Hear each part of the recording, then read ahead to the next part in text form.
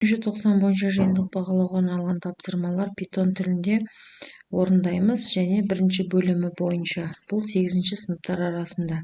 Оқу мақсаттары берілген және бағалау критериялары берілген. Бұл жерде while циклі, for циклі және continue и break цикл басқару нұсқаларында есептер берілген. Біз бұл тақырыптарда тереңдетіп өтіп кеткенбіз. Енді БЖВ-да балдар орындайды.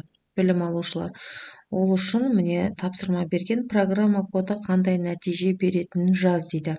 Мен алдын ала 55 саны шығады деп жазып қойдым, енді оны дәлелдейміз. Қазір міне жерге сіздерге берілгенін жазамыз.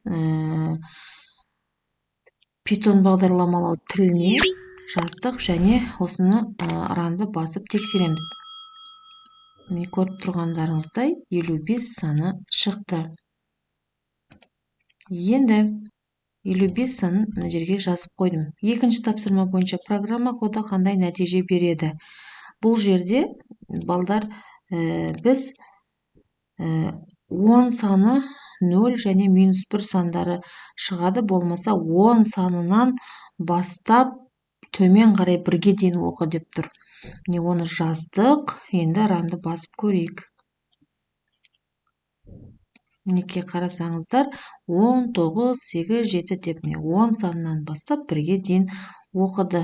Бұл сонда жауабы мына жерге жазып қойдым. Міне 19 деп тапсырманың. Ал үшінші тапсырма бойынша программа коды бойынша қандай нәтиже беретінін жаз, яғни continuum отырсаңыздар, continuumды жазып қойайын.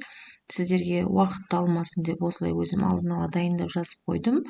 Берілген жазасыздар және ран батырмасын басасыздар. Сол кезде бізде тапсырмада міне көріп тұрғандарыңыздай hello world деген шығады екен.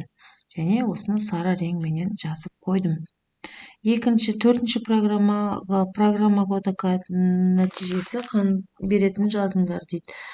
Бұлда да тура осындай болады және 0-ге теңеп берген 2 санның арасынан жазамыз.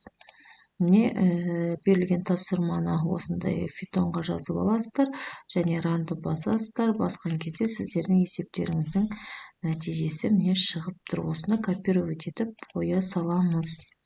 Мінекей оқушылар және критериялық бағалау дескрипторлері. Осы программаның біз бәрін орындадық, есепті шығардық. Қандай шығатығын бәріне балымен көрсетіп қой, сонда 10 балға жетіп тұрмыз. Назар аударғандарыңыз үшін рахмет. Тапсырма жазып алсаңыздар болады.